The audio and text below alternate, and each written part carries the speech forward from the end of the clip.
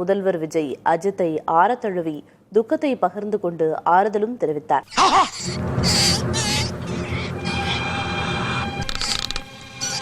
நீ இங்கதான் இருக்கியா?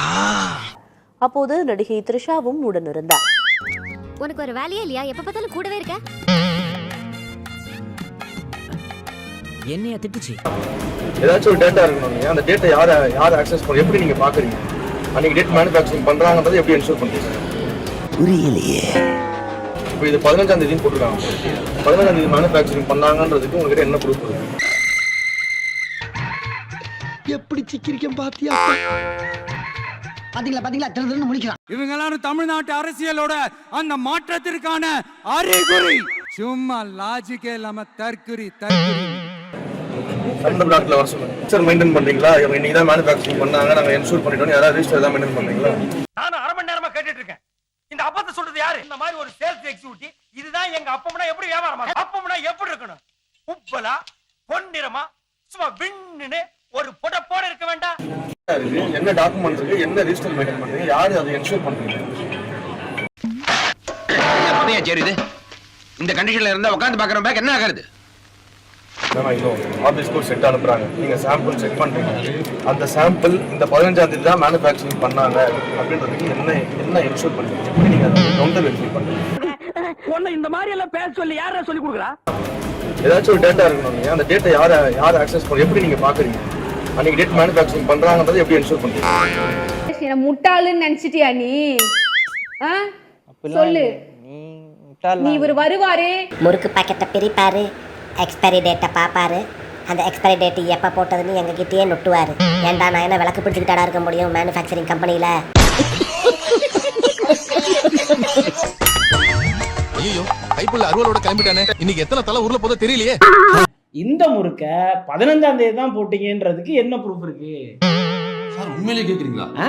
என்னங்க எனக்கு ஒண்ணுமே புரியலைங்க. என்னங்க இதுதாங்க மேனுஃபேக்சரிங் டேட். இதுக்கு எப்படிங்க ஆதாரத்தை கொண்டு வர முடியும்? அந்த பாயா இருக்கணும்டா. கொஞ்சம் லூசா இருக்கு. இதேதான் அந்த டெய்லரும் சொன்னேன். எனக்கு நீங்க பாசா இல்ல லூசான்னு. திருச்செந்தூர் முறைகேடு குறித்து இந்து சமய அறநிலையத்துறை அமைச்சர் ரமேஷ் நடவடிக்கை எடுத்திருக்கிறார். சார் ரொம்ப ஸ்ட்ரிக்ட். திருச்செந்தூர் கோவிலில் அமைச்சர் ரமேஷிடம் தரிசனத்திற்கு லஞ்சம் வாங்கியதாக அர்ச்சகர் மீது புகார் சொல்லப்பட்ட நிலையில் சும்மா அடிக்க முடியாது. ஒரு 100 ரூபாய் கொடுங்க சார். ஏய், நான் இன்ஸ்பெக்டர் ஏறிச்சாமிடா. அப்ப நான் 200 ரூபாய் எடுங்க. டேய், நம்ம ரெண்டு பேரும் டிபார்ட்மெண்ட்ரா. கடமையான செய்ய விடுங்க. 500 ரூபாய் எடுங்க. சேத்திட்டே இருக்கானே.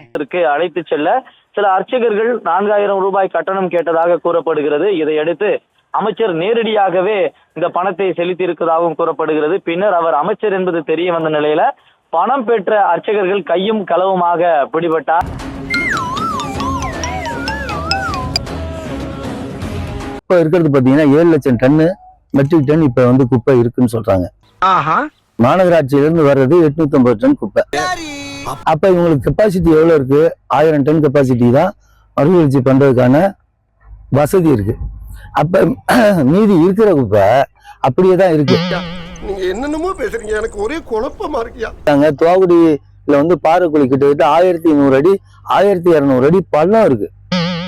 கிட்டத்தட்ட 1200 அடி பள்ளம் இருக்கு. 200 அடி 300 அடின்னு பாத்தீங்கன்னா கீழே டெப்த் இருக்கு.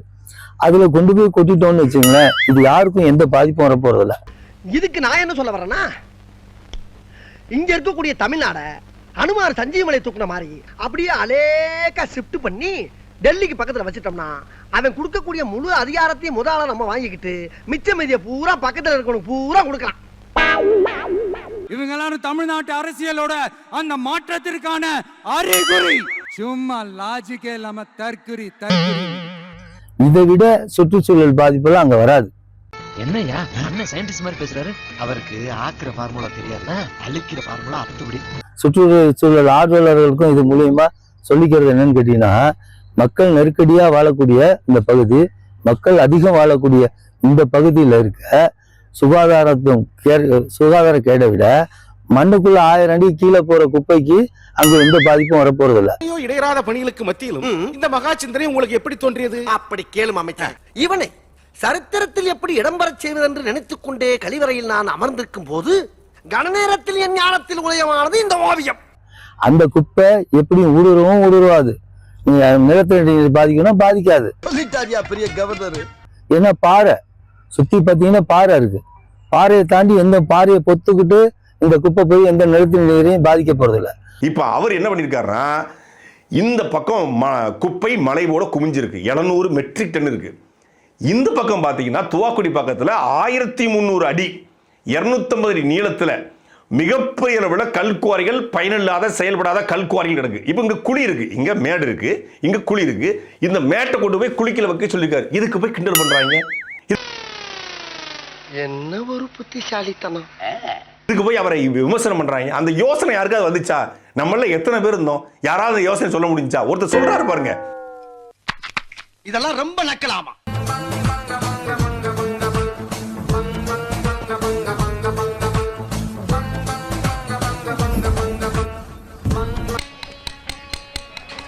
ஏன் பண்ணிட்ட? ரொம்ப நேரமா ஒரு தம்மி குத்திட்டு இருக்கான் பாரு. நமக்கு எதுக்கு ஓப்பலாம்? நமக்கு எதுக்குன்னா நாட்டுல வேற எவன் தான் கேக்குறது? டேய், இதெல்லாம் வச்சு சாப்பிட்டா நீ ஒரு ஃபாரின் ரேஞ்சுக்கு வந்துட்டாங்க அர்த்தமா? இப்ப திங்க தெரியாம தான் நீ முடிக்கிற. அத கொண்டா. வீட்டுல பழைய சோறு எப்படி சாப்பிடுவ? அதை செய். நமக்கு என்ன தெரியுமோ அதை செய்யுங்கடா. தெரியாது செய்யாதீங்க போடா. இந்த ஒரு வாரமா, இந்த 10 நாளா எங்கேயுமே ஊழல் கிடையாது. நாட்டுல சுத்தம் இருக்கணும், சொன்ன வாக்க காப்பாத்தணும். நீ ஒருத்தனுக்கு பிறந்தவனாடா, இப்படி பொய் சொல்றேன்னு கேட்போமா கேட்க மாட்டோமா? எல்லாத்தையும் ஒழித்தது எங்களுடைய முதலமைச்சர் சி ஜோசப் விஜய் அவர்கள்.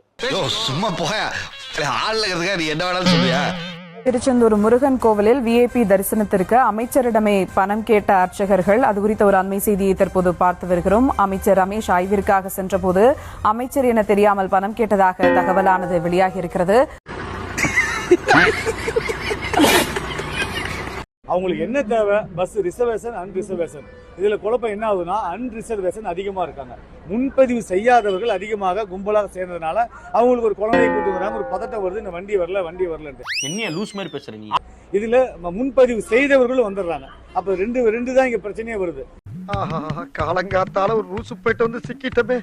இவன் ரூட்லயே பேசி அனுப்பிச்சிட வேண்டியதான். இப்போ என்ன பிரச்சனை ஆயிடுச்சுன்னா, சொல்றாரு அமைச்சர் சொல்றாரு, என்ன பிரச்சனை ஆயிடுச்சுன்னா ரிசர்வேஷன் பண்ணணும்னு வந்துட்டாங்க, அன்ரிசர்வ் வந்துட்டாங்க. இப்போ அதுல தான் சிக்கல் ஏற்பட்டுச்சு. இந்த இடம் தான் தெரியல இடம். மனசை தேத்திக்கங்க, பயந்துறாதீங்க. நான் என்ன பண்ணேனாக்கா, முன்பதிவு செஞ்சாங்க பாத்தீங்களா, அவங்க பேருந்துல கூட இந்த கும்பலை குறைக்க வேண்டும் என்பதற்காக அவங்க கிட்ட பேசி, இந்த மாதிரி நீங்க கொஞ்சம் வெயிட் பண்ணுங்க, இவங்களை முதல்ல அனுப்பிச்சிடலாம்னு சொல்லி அந்த பஸ்ல இவங்களாம் ஏற்றி அனுப்பிச்சதுனால இந்த கூட்டம் எல்லாமே குறைஞ்சிருச்சு. அவ்வளவு. இந்தியாவில் இருக்க அறிவாளி பூரா நம்ம ஊர்ல தான் இருக்காங்க. என்ன பண்ணாப்லையா, இந்த அன்ரிசர்வ் இருக்குல்ல, இதை கொண்டு போய் ரிசர்வேஷன் பண்ணினால அவனை பூரா வெளியேற்றிட்டு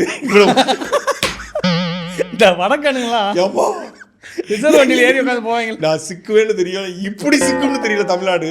இவங்க எல்லாரும் தமிழ்நாட்டு அரசியலோட அந்த மாற்றத்திற்கான அறிகுறி. சும்மா லாஜிக்கே இல்லாம தற்குறி. ஒவ்வொன்றா பேசுவோம். தமிழ்நாடு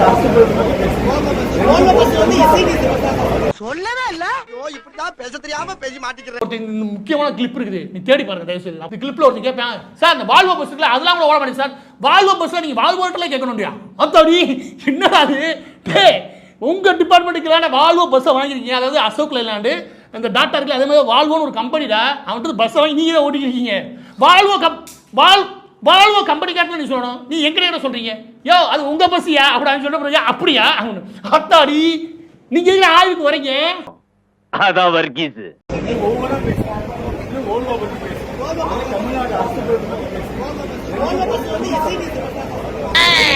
இது என்ன பிரமாதம்? இதை விட பெசலைட் ஒண்ணு இருக்கு.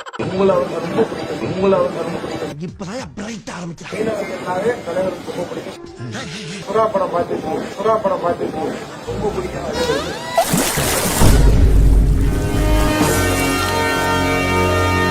தொண்டில்ல சுறா மீன் மாட்டுன்னு பார்த்தா மனுஷன் வராரு.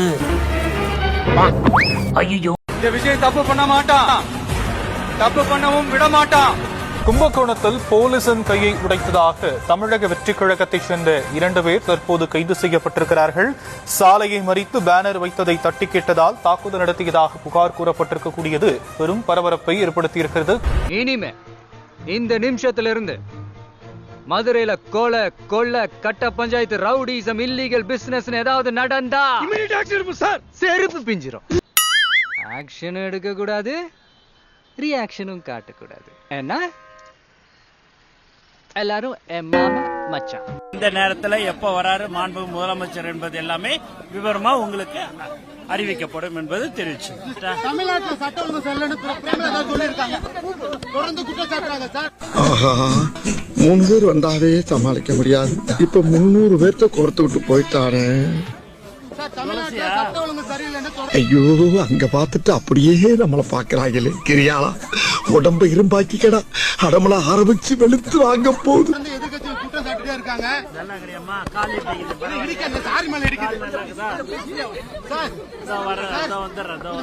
ஹலோ நேத்து அடிக்க வர நீங்க வரவே இல்ல சார்.